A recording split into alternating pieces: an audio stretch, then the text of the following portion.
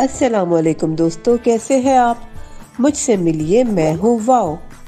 मेरी एक ही शक्ल है लेकिन मेरी दो आवाजें हैं। शुरू की आवाज है व व व व।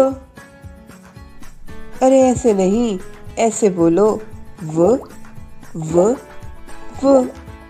मेरे साथ मिलकर बोलो ना, व व व। आओ पहले मेरे दोस्तों से मिलते हैं। ये वर्दी है और ये वकार है। वकार हमेशा साफ सुथरी वर्दी पहनकर स्कूल जाता है। वकार और वर्दी की शुरू की आवाज व है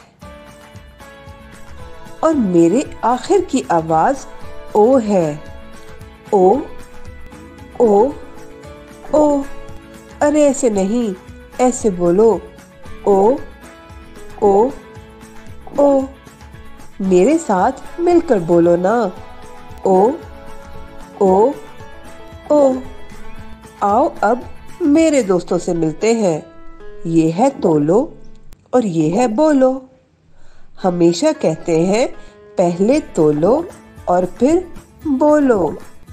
तोलो और बोलो के आखिर की आवाज ओ है। अब मेरे साथ मिलकर बोलो, व शुरू में, ओ आखिर में।